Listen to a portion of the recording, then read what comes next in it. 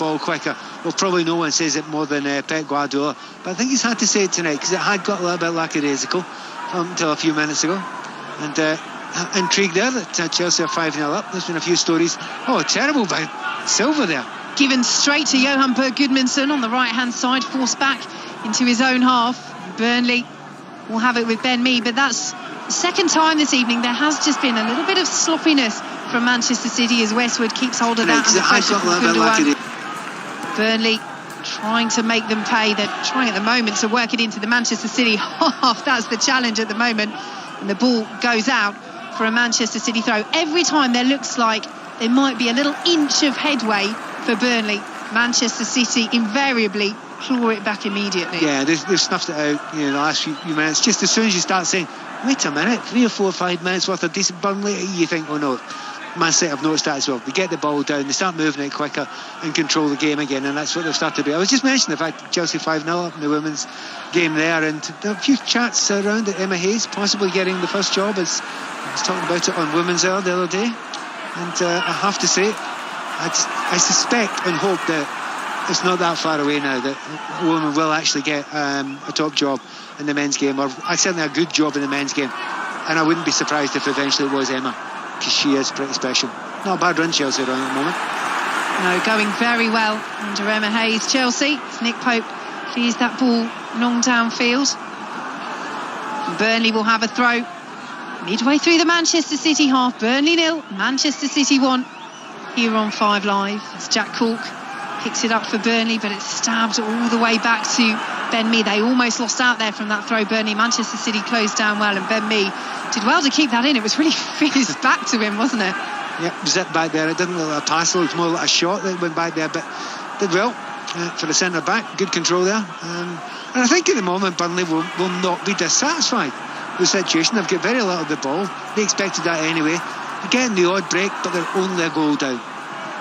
Here goes Dwight McNeil in field to Johan Berg Gudmundsson. Back out to McNeil, left-hand side. Peters on the overlap. McNeil will whip it in, looking for Rodriguez, but it sails over his head and into the arms of Ederson. In the Scottish Premiership, latest scores for you: Hamilton lead Ross County by 1-0, and Motherwell are 2-0 up against Dundee United. 30 minutes gone in both of those. Later this evening, Rangers taking on St Johnstone. Rangers, who under Steven Gerrard can go 23 points clear. Manchester City in possession, leading Burnley by 1-0. Ruben Diaz out to the right-hand side, and Riyad Mahrez up against Peters, back to Cancelo, and now Mahrez again. The yellow boots flashing down that right-hand side, plays it into Gundogan, edge of the penalty area. Dangerous ball in, too dangerous. Raheem Sterling is there to convert from 4 yards, and Manchester City double their lead against Burnley, 2-0. Do you want to mention before that too much space out wide there, getting the ball too far out wide? Burnley allow that because they expect the ball to be crossed in. Man City do not do that. They try and get to the byline. When they get to the byline, it's not a cross, it's a cutback. That's an exact description of what we've just watched there. And they work for it all the time. Gets in a great position. Defenders hate that there. Great ball by Gundogan. He's absolutely smashed it across there. Simplest tap in by Sterling, and well, that changes everything. Burnley at some point will have to come out now, and that will open the game up even more than it is at the moment for Manchester City. It is, as Pat Nevin says, the key second goal for Manchester City, 7 minutes before half-time. And Raheem Sterling moves on to double figures for the season in all competitions and edges ahead of Phil Foden and Ilkay Gundogan in that race to be Manchester City's top scorer. So much been discussed about Sergio Aguero, Pat, and not having that one goal scorer, although Manchester City so many goal scorers all throughout the team, but particularly this season when Jesus hasn't been scoring at the rate he would have liked, and Aguero missing for so much of the season, injury, and currently out after recovering from COVID. It's still important for those players to step up, and having that little mini competition almost where Foden edges ahead and then Gundogan and then Sterling, it can generate that competition within the squad. Somebody asked me a question, well, I'll tell you that in a minute, because they're through. Vydra in on goal, flag stays down, drives it past the far post, and now the flag goes up. So it would have been ruled out for offside. VAR would have had a check, but Vydra had to hit the back of the net there. Yeah, won't get many chances there. I think the assistant referee's probably right. we've got a little monitor here so we can look at it. Yes, he was offside by a yard. So, and I think Manchester City knew that. Somebody was talking to me the other day about Aguero. It was an interesting concept of, saying how good would they be with a really brilliant centre forward up front at the moment who's scored. I don't think you need to be a brilliant centre forward for Manchester City. I think you need to be a good one who gets between the six. That's it. Because they make so many good and easy chances. Brilliant distribution from Ederson. Finds Mahrez into the penalty area. The runners are there. Pulls it back to Cancelo. Straight down the throat of Nick Pope. That was a big chance for Manchester City because they had Jesus in space as well. And Cancelo, either side of Pope. He's got time there to pick his spot. Could have easily been 3-0. Many times have you said he's got time or he's got space. And by the way, you're only saying that in the 18-yard line. It's extraordinary, and it's testament again into the control that Manchester City have got, and the ability to play the right passes at the right time and make intelligent runs. And also on top of that, the tactics that has been employed today and the system employed today by Pep has worked an absolute dream so far, because it's given so much time and space to, I would say, particularly Mahrez and Sterling, and as two players you don't want to give that to. Having said that, Burnley have a wee half chance here. They do. Free kick 25 yards out. Rodri bundling over Jay Rodriguez. In fact, where referee Martin Atkinson has placed the ball down is probably the best part of 30 yards, so you think it will be a ball into the penalty area. Burnley sending the height forward. There go Ben Mee and James Tarkowski lining up on the edge of the box. And an opportunity that Burnley need to try and fashion something from if they're to get back into this match. Trailing 2-0 as we approach half-time. The ball swung in by McNeil. Burnley have a player down on the edge of the penalty area. Martin Atkinson stops play because it looks like a head injury for Tarkowski. Well, the nearest player was Raheem Sterling. You wouldn't expect Raheem Sterling to be the type of player that would give a hit. Oh no, he's actually just come off. I'm trying to see who that was there. It was Laporte, wasn't it? He was standing beside Laporte. Do you know what? There is a flashing left arm there by Laporte. I think they'll have a close look at that. Only Laporte will know if that was deliberate or not, but his arm has just come out and across and whipped across. And it has definitely caught him across the face. Will the referee go to look at that? Nope, we're not getting any indication of that yet. In fact, we're not going to get that yet. There are other games where I think referees would have been, or certainly the VAR would have had a look to that. Yeah, well, in Stockley Park, their eyes will be across it. Martin Atkinson is just waiting and now does drop the ball, so no ill intent deemed from the VAR. And Manchester City have a drop ball and will move the play out to the left-hand side, and Emirates reports. Just be careful you say things that no ill intent meant.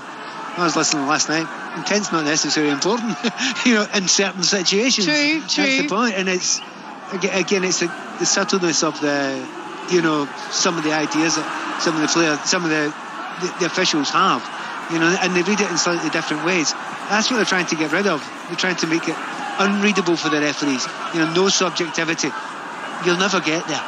There's always going to be a level of subjectivity in this game.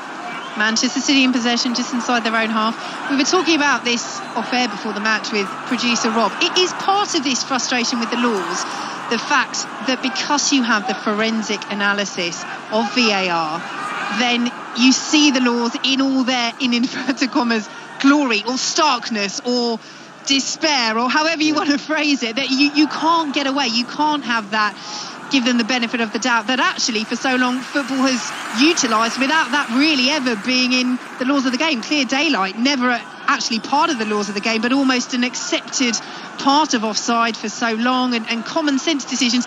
Referees now can't make common sense decisions. If the laws of the game say it, they can see it forensically, and so they have to abide by them. Manchester City come forward. Bernardo Silva plays it out to the right hand side, and Riyad Mahrez pulls it back to Cancelo. Burnley 0, Manchester City 2. Cancelo pull ball into the area, and it's cleared away by Ben Mee for Burnley. One thing I would say about that discussion we're having there is the game's rules have always changed. They have always changed. Now they are changing at pace at the moment, and it may well be that the rules catch up with the technology eventually, but they haven't yet.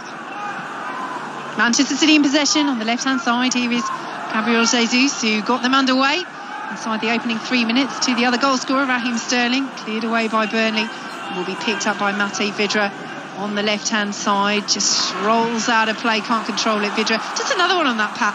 I think this is the other complication with VAR. Football has always been a game that the idea was the laws were simple, so it could be played anywhere. Jumpers for goalposts and all that. You now have a division where some games have VAR and some don't.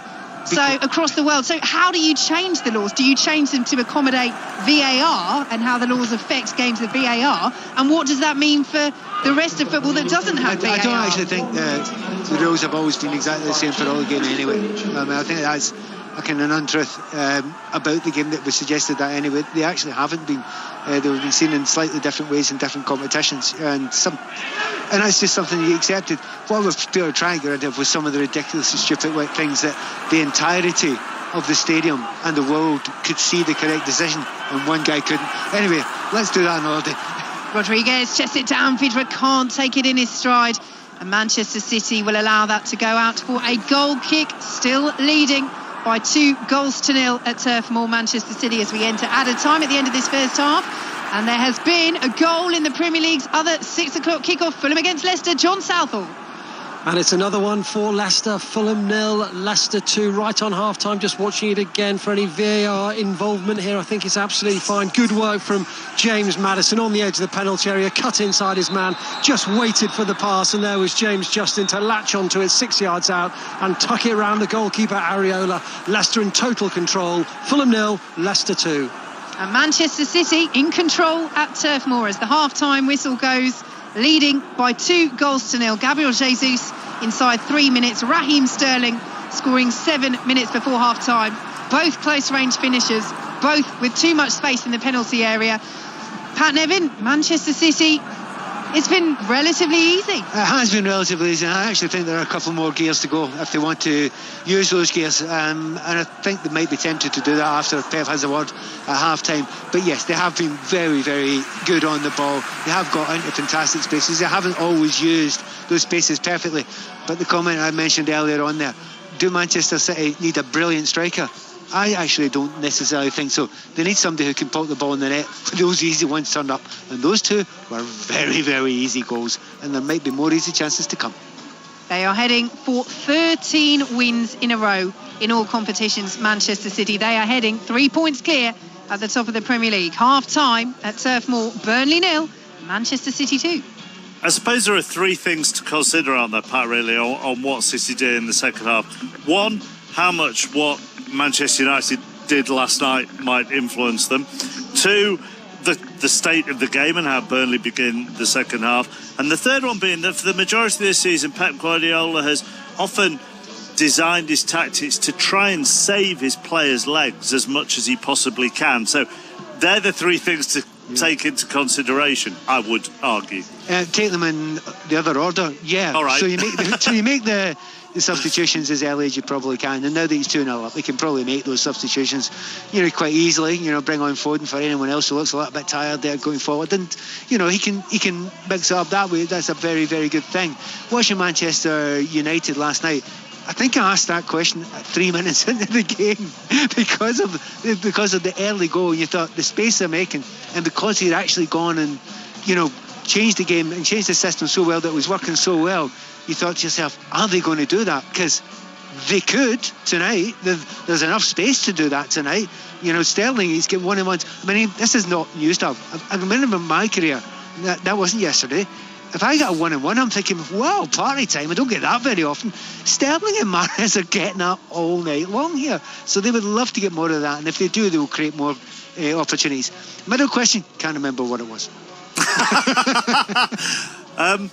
No, neither can I. So there we go then. Brilliant. Excellent. We've dealt with that. Pat Nevin and Vicky Sparks back for the second half. Let's go to Craven Cottage, where it's an identical score, John Southall. Yes, it is. Fulham 0, Leicester City 2. It's been a dominant first half from Leicester. The first goal, great ball in from the right-hand side from James Maddison, right onto the head of Kelechi Iheanacho, craned his neck back and headed in from 8 yards out. First league goal of the season for him. Sunshine was also denied by Areola and did have the ball in the net, but that was disallowed for a Johnny Evans foul. Fulham just need to offer a lot more in the second half. They've had one decent chance, and it came just before the second goal, a toss-in header on the far post. Good save save by Schmeichel to tip it over. And that proved really important because the second goal, right on half-time, James Maddison again involved, latched onto a through ball, took his time, waited for James Justin, cut inside Anderson, played it to Justin, and he went round the goalkeeper and tucked it in for 2-0. I have to say, James Maddison, I mean, he is in great form. 2 goals tonight, 2 assists, and I think I'm right in saying he's been involved in 12 goals in his last 12 appearances. It's now 6 goals and 6 assists, and that is some record. And at half-time, Fulham in a spot of bother. They trail Leicester by 2-0. Half-time in the Scottish Premiership, where Hamilton lead Ross County by 1-0 and Motherwell are 2-0 up on Dundee United, approaching second half stoppage time in the League Cup, where Chelsea's women have just got a 6th against West Ham's women. So Chelsea women 6, West Ham women 0 in the first of the League Cup semi-finals. The second one is Bristol City women against Leicester City women, 10-7. Time for the latest BBC News. Listen.